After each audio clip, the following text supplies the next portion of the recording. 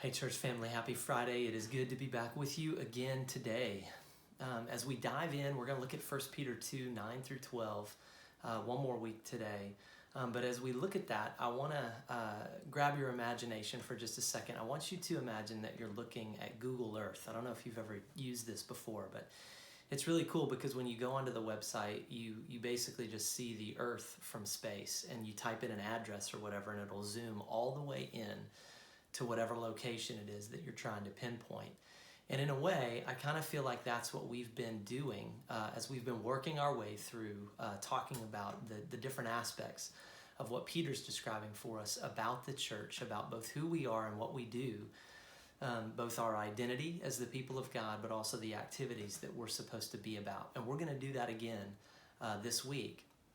But what Peter has done is, in essence, he's given us these all-encompassing descriptions of who we are, right? He's told us about our identity. He said again that we're a chosen race, a royal priesthood, a holy nation. We're God's possession. We're living stones. We're all of those different things, which identity can encompass the whole of not just who we are, but even the things that we do, even as we've been seeing.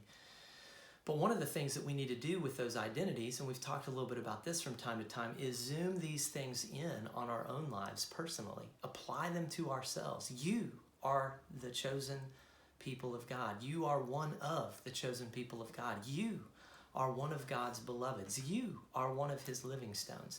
And just zoom in and allow that to sit on your heart a little bit. But as Peter continues to zoom in, he zooms again from not just identity to activity. And when he speaks of activities here, he gives those two kind of big picture activities, right? He says in verse 9, he says that we are supposed to be proclaiming the excellencies of the one who called us. And then in verse 12, he says that we are supposed to keep our conduct among the Gentiles honorable. So Peter gives these two broad brushstrokes, these big picture kind of perspectives of things that we're supposed to be doing as God's people. But today I want to zoom in a little bit more and focus on what that would look like. How do we live? What do we declare when we're declaring the excellencies of this one who's called us? And what, in essence, I think Peter is trying to get at is that he wants us to understand that our lives and our language ought to be shaped by the gospel. That is the thing that basically organizes everything that we understand about life. Now, what Peter doesn't say is equally important. Peter doesn't say that in order to speak of the excellencies of the one who called us, we need to hold flashy events.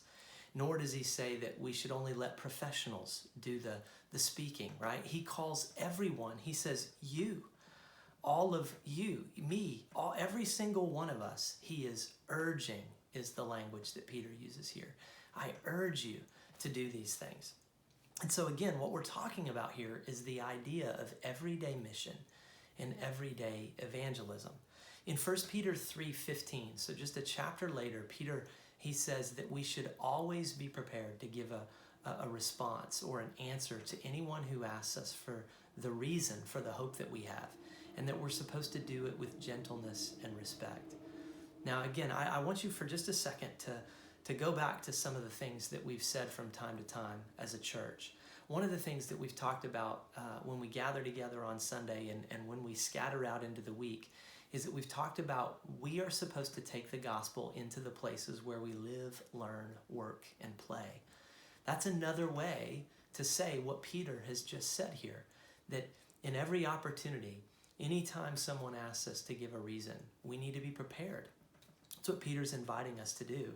And so when you think about that, I want you to think about concentric circles, that your life is like concentric circles. And if your own life, just individually or personally, is in the smallest bullseye kind of part of the circle, the next one would be the people that you live with. So your family, your roommates, the people that you're closest to, maybe your friend group. Outside of that would be your church community. And then outside of that would be others. Now, if you're like me, a lot of times it might be really easy to speak and to talk about the excellencies of the one who called you by yourself, or with some of the people that you're closest to, or maybe even some of the people that are in your small group or that we go to church with, right? But But sometimes for many of us, it's really hard for us to think about how we can share with others. And that's what I want to spend a little bit of time, the remaining bit of our time, thinking about today. Now, when you think about this idea of everyday mission, everyday evangelism, it happens, it can't not happen according to Peter, right? We're constantly speaking of the excellencies of the one who called us. We're living our lives in a way that's shaped by the gospel. Well, one of the things that I just want to remind you is that everybody, in a sense, has some kind of gospel story. They organize the story of their life, the story of history, the story of the world around four very similar things that we do. They think about creation. They think about what's broken in it. They think about what could possibly restore it. And then they have a vision of the future, like a picture of utopia maybe in their mind. And we as Christians would say that there's creation, fall, redemption, and consummation. And when you're in conversations with people, or when you're thinking about the things that other people say, as you're listening to them, as you're getting to know them, as you're asking them good questions, some of the things that you could be asking yourself when you're thinking in those categories are things like, what is this person understanding the world to be like? That's their creation story. Or what do they wish was true about their perspective on themselves, that issue of identity, because that's part of the creation story too. Or you can ask yourself things like, what holds this person back in life? Or what do they feel like holds the world back right now? Because that gets at some of the language of the fall, or the things that are broken in the world. What would be some of the solutions that they're pointing to? What are the things that would make life better? What are the things that would hopefully deliver on their hopes? Those are some of the things that would speak to their idea of redemption. And then finally, what is their definition or description of hope? What do they long for more than anything else? What dreams are they sacrificing things for? Because that is in essence their picture of consummation. And so as we talk to people and we listen to people, like we said even this last week in our sermon, part of being faithfully present, part of living our lives honorably, as Peter says in 1 Peter 2:12, is to be able to listen or identify those things that people are saying. We connect with those things because we resonate with those same four themes. We don't look for the answers in the same places, but we resonate with those same four themes. So we can connect to those things. But then what might be some of the ways that we can ask good questions to tease out the fact that some of those things they're hoping in and longing for, in the end, they may disappoint them. And then we offer our description of creation and fall and redemption and consummation. Let me give you one more way of thinking about this. You could almost think about this same kind of conversation like going to the doctor. When you go to the doctor, in essence, your doctor is looking for what are your symptoms. Based on those symptoms, what do I need to diagnose? What's the underlying issue, or what's the overall issue that they're dealing with? Then finally, what is the prescription to help them get better? And what would the prognosis be?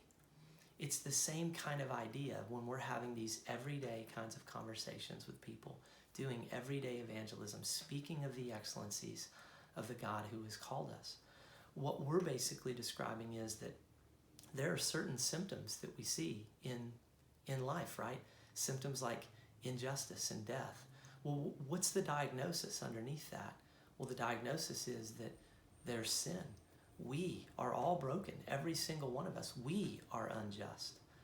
Well, what would be the potential prescription? Well, it's actually to repent, to look to God, to look to His wisdom, to lean into the way that He has told us to do life, to trust and to follow Christ, to believe that He is the ultimate sacrifice for our injustice, for our sin, that He's paid that consequence.